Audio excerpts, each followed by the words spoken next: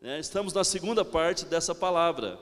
E, como eu já falei, o Senhor tem nos levado a orar. Deus decidiu nada fazer nesta terra a não ser por meio da oração do seu povo. É algo determinado, é uma lei invariável e imutável. Deus só vai agir na terra se o seu povo orar, se o seu povo clamar, se o seu povo assim desejar. Então, orar é a principal prioridade e atividade do crente vencedor. Você só é vencedor se você entende isso, se você de fato pratica isso. Existe um conceito errado, que a oração é uma atividade para quem não tem o que fazer. É uma atividade para quem vive à toa. Certa feita alguém foi na casa de um pastor e o pastor estava no quarto orando. Aí a pessoa disse: cadê o pastor? Aí o filho disse: o papai está orando agora.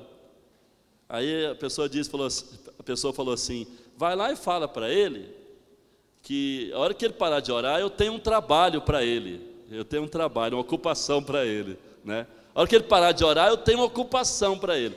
Ora, o conceito está errado. Oração é trabalho. Olha para o irmão do seu lado e fala: oração é trabalho. Oração é o principal trabalho, a principal ocupação do crente, principal atividade diária do cristão, sabe? É por meio da oração que nós desenvolvemos uma amizade e uma intimidade com Deus. Eu sou do tempo, irmãos, sou de uma geração de crentes que tinha o costume, além do seu quarto, seu lugar secreto de oração, as pessoas separavam uma salinha, separavam um local e ali retiravam os móveis, deixava ali uma cadeira, um tapete, e naquele lugar só era permitido orar. Só era permitido orar. Então ali a pessoa se dobrava diante de Deus certas horas e convidava os amigos para estar ali, e as pessoas que chegavam ali sabiam que havia um lugar de oração aberto e que poderia orar naquele lugar. Então, na minha época, quando comecei o meu ministério, na época que eu comecei o ministério, né, os crentes eram assim. E nós, inclusive, passamos isso aqui, ensinamos isso aqui também, né? E agora precisamos, para essa nova geração, né, trazer de volta esse ensinamento, essa visão de que nós precisamos ter um lugar especial de oração em nossa casa e precisamos dar valor à nossa vida de oração. Quem diz amém? Aleluia! É pela oração que nós resistimos o mal, é pela oração que nós adquirimos força e resistência para vencer as tentações, para enfrentar as provações, para superar o mal. É por meio da oração que nós experimentamos milagres. Talvez você esteja pensando em uma situação impossível, você está pensando numa resposta que não encontra na terra, né, uma solução, uma resposta, uma alternativa, né? Não se encontra no mundo, não se encontra na terra, no poder dos homens. Você tem pensado: como é que eu vou fazer? Eu estou vivendo uma situação muito difícil, eu estou vivendo uma situação crítica, eu estou enfrentando um problema que não vejo solução, não encontro solução. Pois bem, é por meio da oração que você pode viabilizar o mover de Deus para trazer essa resposta, porque Jesus falou: os impossíveis dos homens são possíveis para Deus. Você pode acessar o impossível. Olha para o seu irmão e fala: você pode acessar o impossível, o inatingível, é pela oração.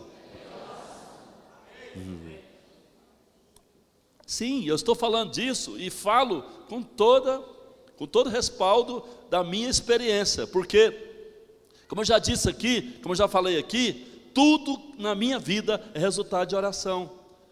Eu, na verdade, sou resultado de um milagre, porque eu estive à morte, né? Minha mãe me apresentou a Deus com 9 meses de idade, não tinha nem um ano ainda, estava com pneumonia nos 2 pulmões e já em estado terminal.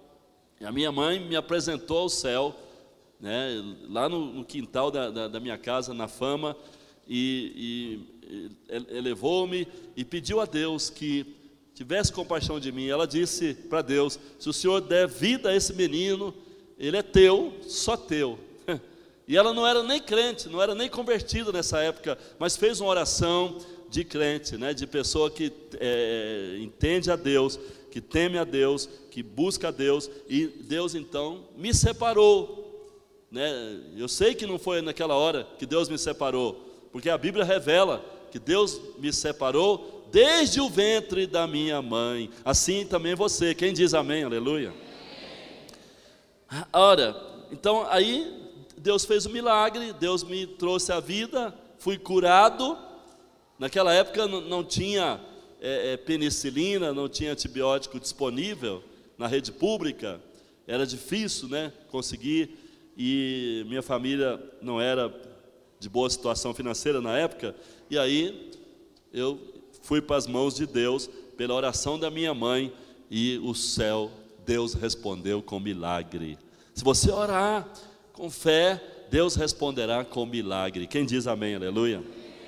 Você pode até pensar diferente, ou achar que eu estou julgando errado, mas por experiência própria, na minha convivência com tanta gente, com tantos irmãos, tantas pessoas, eu tenho observado algo, que quando um crente para de orar, ele começa imediatamente a se esfriar espiritualmente. Quando para de orar, começa a se esfriar espiritualmente.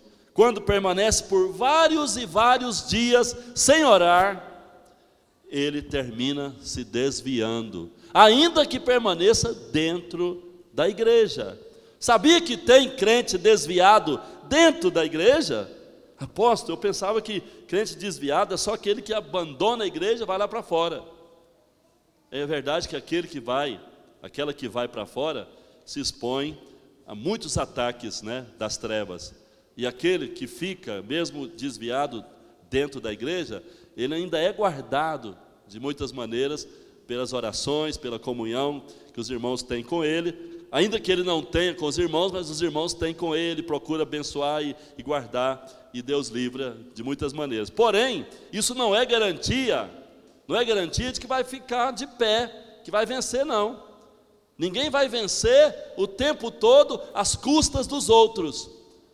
É preciso saber que você tem que ter uma vida com Deus. Você precisa levar Deus a sério. Você precisa ouvir a Deus. E você precisa falar com Deus. Quem diz amém, aleluia?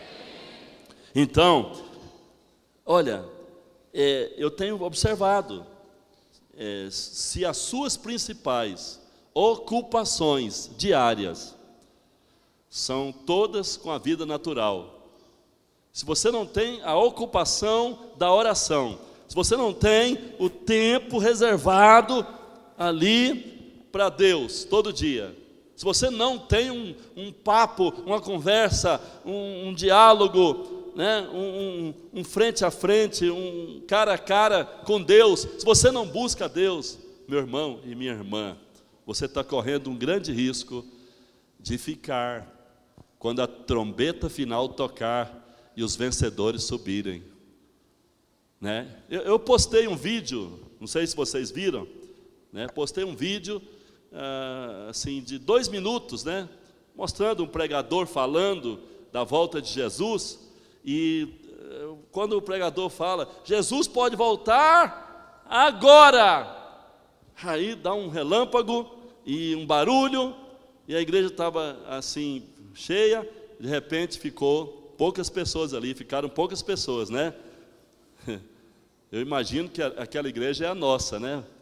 Porque a maioria vai subir. Quem diz amém, aleluia, né? Então, ficaram poucas pessoas, mas ficaram ali, né, atônitos ali, caíram de joelhos e tal, e começaram a orar. É interessante isso, né? Tem pessoas que começam a orar depois que veio a tempestade, veio a dor, as perdas, aí começa, né? Ora, eu quero dizer para você uma coisa fundamental, que você não pode esquecer disso jamais. A oração deve ser o primeiro e não o último recurso.